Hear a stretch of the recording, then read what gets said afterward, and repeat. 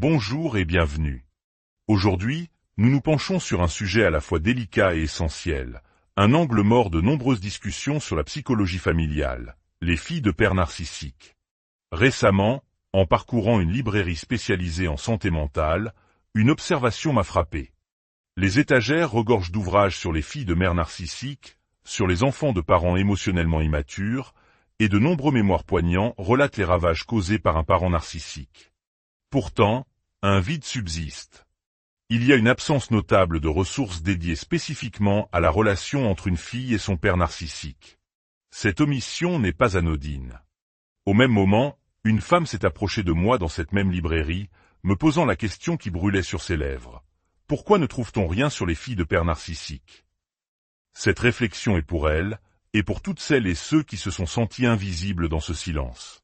Car cette relation spécifique, façonnée par les attentes sociétales et les dynamiques de genre, a des conséquences profondes et uniques qui méritent d'être explorées. Alors, plongeons ensemble dans cette dynamique complexe pour comprendre ses mécanismes et ses impacts durables.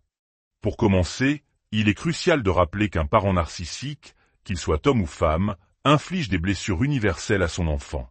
La projection de la honte, le sentiment que tout lui est dû, la négligence, les cycles imprévisibles d'attention et de retrait, le besoin constant d'admiration.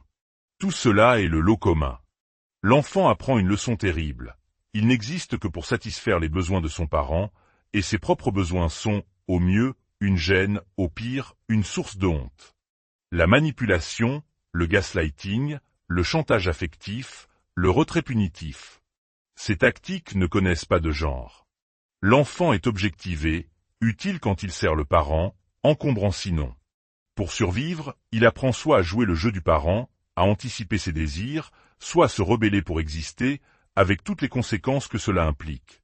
Troubles du comportement alimentaire, anxiété chronique, hypervigilance, syndrome de l'imposteur.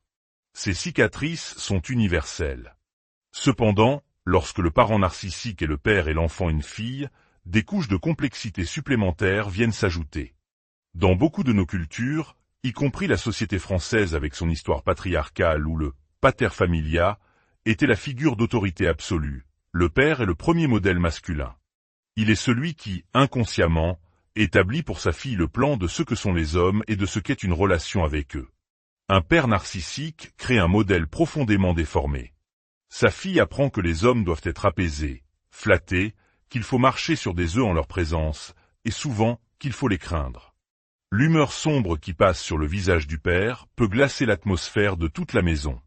La famille, et en particulier la fille, devient experte à déchiffrer ces signaux, développant une hypervigilance qui la suivra toute sa vie. La réaction de soumission, connue en psychologie du trauma sous le nom de phoning ou apaisement, devient un mode de survie, puis une seconde nature. Cette expérience peut engendrer une relation profondément ambivalente aux hommes à l'âge adulte. Un désir de proximité se heurte à une peur viscérale. Beaucoup de femmes ayant grandi avec un père narcissique se retrouvent à rejouer ce schéma. Elles se sacrifient entièrement dans leur relation, se sentent attirées par des partenaires indisponibles ou manipulateurs, ou au contraire, évitent toute relation intime. Elles sont paradoxalement plus vulnérables aux tactiques de love bombing, car le besoin d'être enfin vues et validées est immense, même si une petite voix intérieure leur dit que quelque chose ne va pas. La dynamique familiale elle-même est un facteur crucial. Si la fille est l'enfant en or, elle peut être mieux traitée que sa mère. Cela crée un conflit de loyauté dévastateur. Elle se sent coupable, mal à l'aise, et peut même être utilisée, malgré elle, comme un pion dans le jeu de son père pour contrôler sa mère. Elle se retrouve piégée dans une triangulation toxique qui lui vole son enfance.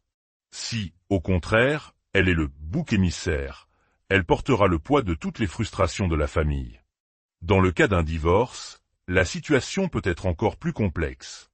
La fille peut être exposée au dénigrement constant de son père envers sa mère, voire à des abus financiers post-séparation. Elle peut ressentir une culpabilité immense si elle vit dans des conditions matérielles très différentes chez l'un ou l'autre parent. Il est également utile de distinguer les différents visages du narcissisme paternel, car il ne laisse pas les mêmes empreintes. Le père narcissique grandiose est souvent charismatique, séduisant, un homme public qui brille en société. Pour sa fille, son attention est comme un rayon de soleil, rare et convoité. Elle fera tout pour obtenir son approbation, quitte à adopter ses passions et à renier les siennes. C'est un père qui a souvent de mauvaises limites, qui peut flirter de manière inappropriée, sexualisant sa fille et lui transmettant une vision malsaine des relations. Il peut aussi être infidèle, apprenant à sa fille que la trahison et le mensonge sont la norme dans un couple. Le père narcissique vulnérable, lui, est l'éternelle victime. Il baigne dans l'auto-apitoiement et la rancœur. Sa fille apprend à porter sa honte, à le consoler, à le protéger. Elle devient son parent. C'est un mélange épuisant de culpabilité, de pitié, de peur et de déception. Cet homme, qui a souvent du mal à réussir professionnellement, a un ego si fragile qu'il faut constamment prendre des pincettes pour ne pas le blesser. Sa fille est ainsi formée pour devenir une appeaseur à vie, une personne qui s'efface pour maintenir la paix. Enfin, il y a le père narcissique communautaire. C'est le pilier de la communauté, le voisin serviable, le philanthrope, l'homme engagé. Son image publique est impeccable. Mais à la maison, c'est un tyran domestique, exigeant, cruel, invalidant. Pour sa fille, la dissonance cognitive est immense. Comment réconcilier le saint que le monde admire avec le bourreau qu'elle connaît?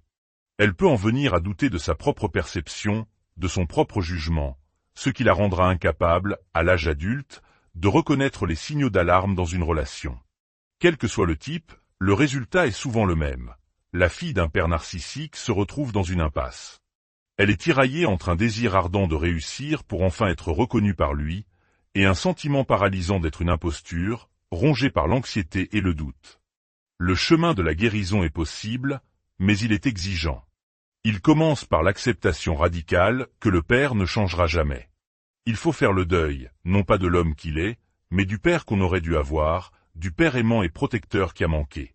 Cela implique souvent de se désengager, de poser des limites fermes, voire de couper le contact pour se protéger. La thérapie, le soutien de personnes bienveillantes et l'attachement à un autre parent sain, si l'on a cette chance, sont des piliers de la reconstruction. Pour ces filles devenues femmes, les schémas appris dans l'enfance sont comme un ADN émotionnel. Il faut un long et patient travail pour les déconstruire et apprendre ce qu'est une relation saine, réciproque, où la sécurité émotionnelle n'est pas un luxe, mais un droit fondamental. C'est un fardeau, une charge qui peut durer toute une vie. Mais en naviguant à travers cette douleur, en la regardant en face, il est possible de guérir et de se libérer. Car comprendre, c'est déjà reprendre le pouvoir sur sa propre